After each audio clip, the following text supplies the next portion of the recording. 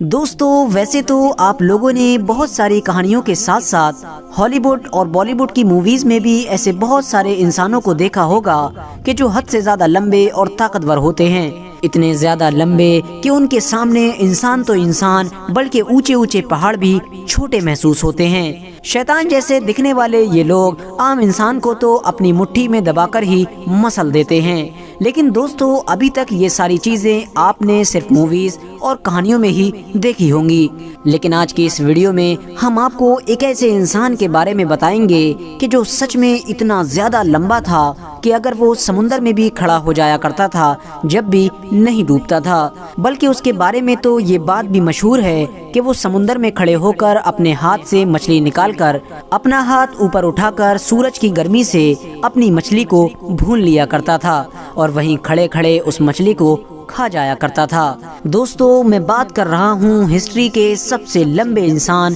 یعنی اوج بن انک کے بارے میں۔ اوج بن انک نہ صرف اتہاس کا سب سے لمبا انسان تھا بلکہ اس نے 3500 سال کی ایک لمبی عمر بھی پائی تھی، یعنی یہ 3500 سال زندہ رہا تھا۔ روایتوں کی مانے تو یہ حضرت آدم علیہ السلام سے لے کر حضرت موسیٰ علیہ السلام کے دور تک زندہ رہا تھا۔ پروفیٹ حضرت نوح علیہ السلام کے دور میں جو اس دنیا میں خطرناک طوفان آیا تھا، اس طوفان میں بھی اوج بن انک ہی دنیا کا وہ اکلوتا انسان تھا کہ جو حضرت نوح علیہ السلام کی کشتی پر سوار نہ ہونے کے باوجود بھی بچ گیا تھا، یعنی یہ اس طوفان میں بھی نہیں ڈوبا تھا۔ دوستو اگر زیادہ تر اتہاسکاروں کی مانے تو اس کے والد یعنی فادر کا نام انک تھا اور اس کی ماں کا نام سفورہ تھا، یعنی یہ حضرت آدم علیہ السلام کا رشتے میں نواسا تھا۔ حالانکہ دوستو جہاں ایک طرف یہودی، عیسائی اور مسلم دھرم کے ماننے والے بہت سارے لوگ اوج بن انک کے اتہاس کو بڑی شوق کے ساتھ پڑھتے ہیں، تو وہیں دوسری طرف مسلمانوں کا ایک بہت بڑا گروپ اوج بن انک کی بات سے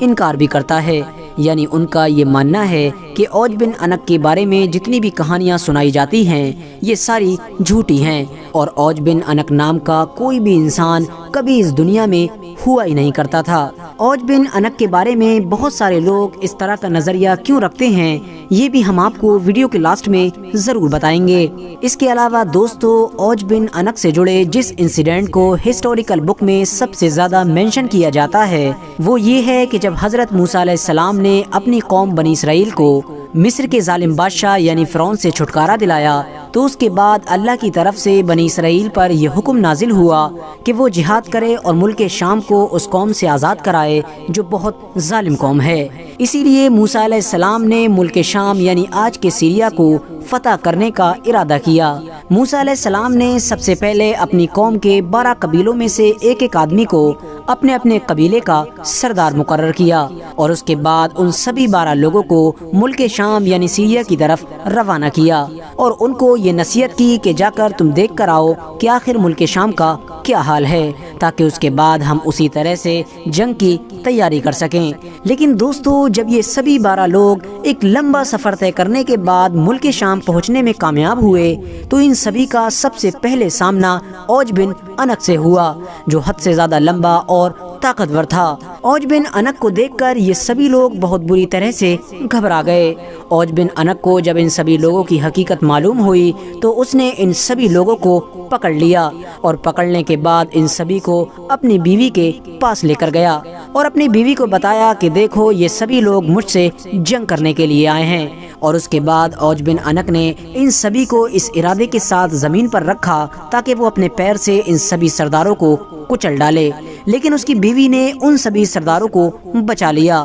جس کے بعد وہ سبھی لوگ حد سے زیادہ ڈر جانے کی وجہ سے فوراً حضرت موسیٰ علیہ السلام کے پاس واپس آ گئے۔ واپس آ کر ان لوگوں نے حضرت موسیٰ علیہ السلام کو ملک شام کی قوم کے بارے میں بتایا کہ وہ حد سے زیادہ طاقتور اور خطرناک ہے۔ اس کے علاوہ ان لوگوں نے یہ بھی بتایا کہ وہاں کے پھل بھی بہت بڑے بڑے ہیں، ایک انار کا دانہ ایک انسان کا پیٹ بھرنے کے لیے بھی کافی ہے۔ یہ سن کر حضرت موسیٰ علیہ السلام نے ان سبھی سرداروں کو یہ نصیحت کی کہ تم لوگ اپنی قوم کے سامنے ملک شام یعنی سیریا کی صرف اور صرف خوبیاں بیان کرنا، یعنی وہاں کی صرف اچھی باتوں کو ہی بیان کرنا، یہ نہ بتانا کہ وہاں کی قوم حد سے زیادہ طاقتور اور خطرناک ہے، ورنہ بنی اسرائیل جنگ کرنے کے لیے تیار نہیں ہوگی۔ لیکن دوستو، حضرت موسیٰ علیہ السلام کی اس نصیحت پر صرف 2 ہی سرداروں نے عمل کیا، باقی بچے ہوئے سبھی سرداروں نے اپنے اپنے قبیلے کو بتا دیا کہ ملک شام میں بہت خطرناک اور طاقتور لوگ رہتے ہیں اور ہم لوگوں کا ان لوگوں سے جیتنا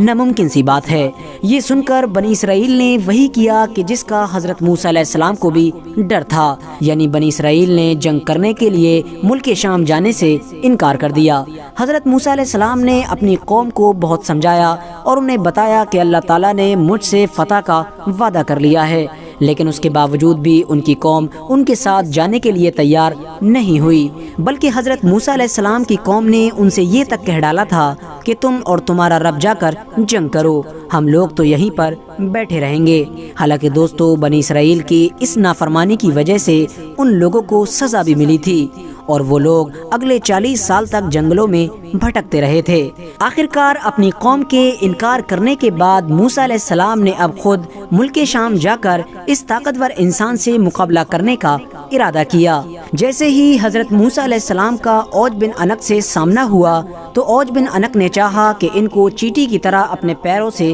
مسل ڈالوں، اور اس کے بعد اوج بن عنق نے حضرت موسیٰ علیہ السلام سے کہا کہ تم ہی بنی اسرائیل کے وہ سردار ہو کہ جس نے فرعون کو سمندر میں ڈبو دیا تھا، اور یہ کہتے ہی اوج بن عنق نے موسیٰ علیہ السلام کے اوپر حملہ کر دیا۔ حضرت موسیٰ علیہ السلام نے بھی اوج بن عنق کے اوپر جوابی حملہ کیا اور لگ بھگ 10 فٹ اچھل کر اپنے عصا مبارک یعنی اپنی چھڑی کو اس کے ٹخنوں پر مارا، اور یہ حملہ اتنا کارگر ثابت ہوا کہ وہ اوج بن عنق نام کا انسان وہیں پر ڈھیر ہو گیا۔ اتہاس کی کتابوں میں آتا ہے کہ اوج بن عنق کے مر جانے کے بعد اس کی ہڈیاں اگلے کئی سالوں تک اسی میدان میں پڑی رہی تھیں کہ جس میدان میں اس کی موت ہوئی تھی۔ حالانکہ دوستو، جیسا کہ میں نے آپ کو ویڈیو کے شروع میں بھی بتایا تھا کہ بہت ساری اتہاسک کتابوں میں اوج بن عنق کا ذکر ہونے کے باوجود بھی مسلمانوں میں زیادہ تر لوگ اسے ماننے سے انکار کرتے ہیں، اور اس کی وجہ یہ ہے کہ کیونکہ قرآن میں اوج بن عنق کا نام کہیں پر بھی نہیں آیا ہے،